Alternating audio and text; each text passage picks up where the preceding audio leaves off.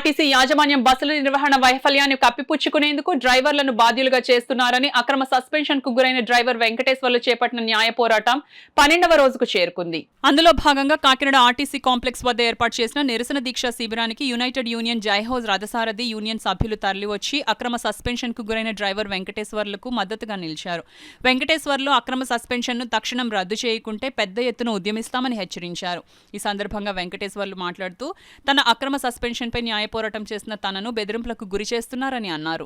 మాట్లాడారు ఈ రోజు ఆర్టీసీ డ్రైవర్ వెన్నుముక్క అంటే వాళ్ళు సస్పెండ్ ఆర్డర్ ఇచ్చేస్తే అన్ని మూసుకుని ఇంటికి పోయి కూర్చోవాలి, ప్రశ్నించకూడదు. దాంట్లో చేసిన తప్పేంటి?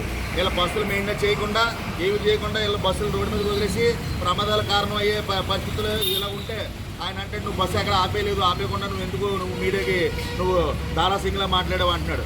ఈ రోజు అదే వీడియో వచ్చిన తర్వాత ఆ బస్సుని 8 రోజులు గ్యారేజ్లు ఆపి పనిచేయాల్సిన అవసరం వచ్చింది. అంటే ఆ బస్సు అంతా అధ్వాన స్థితిలో ఉన్నది కాబట్టి.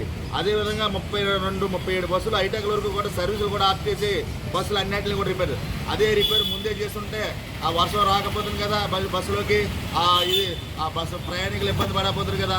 అంటే ఈ ఉద్దేశం ఏంటంటే ఆ ఇబ్బందులు పడుతున్న ప్రయాణికులు అక్కడ ఆపేసి నేను వాళ్ళతోటి లేనిపోయిన డిస్కషన్ దిగి మళ్ళీ గొడవను పెద్ద చేసుకోవాలని చెప్పి మీరు అంటున్నారు.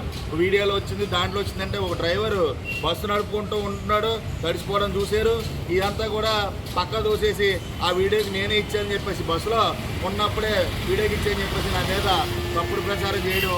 అలాగే మిగతా డ్రైవర్లు చాలామంది చాలా రకాలుగా ఈ డిపో మేనేజర్ వచ్చాక చాలామంది సస్పెండ్లు అనేదానికి కానీ సస్పెండ్ చేశాడు, అలాగే రిమూవ్ చేశాడు. ఇదే డిపో మేనేజర్ కాకినాడ వచ్చిన తర్వాత మరి ఎన్నో బస్సులు యాక్సిడెంట్ అయ్యాయి. ఆయన పనులు చేయించే విషయంలో బళ్ళు పట్టించుకోకపోవడంతో చాలామంది చాలా రకాలుగా యాక్సిడెంట్లు అయ్యాయి. కానీ ఏంటంటే ఎటువంటిది కూడా ఏ రోజు కూడా ఆ పరిగణలో తీసుకోలేదు. బస్ స్టాండ్ ఉంది, బస్ స్టాండ్ ఆవరణలో ఉంది. ఎన్నో సార్లు వర్షం వస్తే బస్ స్టాండ్ మొత్తం కూడా మునిగిపోతూ ఉంటుంది. మునిగిపోయి మొత్తం ప్రయాణికులు అందరూ ఇబ్బంది పడిపోతారు, బస్సులు నడిచిపోతూ ఉంటాయి. కానీ పట్టించుకునేవాడు ఉండడు, ఎవరి మీద చర్యలు ఉండవు. ఒక డ్రైవర్ అంటే ఒక లోకువ, ఒక పై స్థాయి నుండి కింద స్థాయి దాకా కూడా ప్రతి ఒక్కరు కూడా డ్రైవర్ని నోటుకు వచ్చినట్టు మాట్లాడి వేలనగా మాట్లాడటం అన్నది ఇది సరైన పద్ధతి కాదు.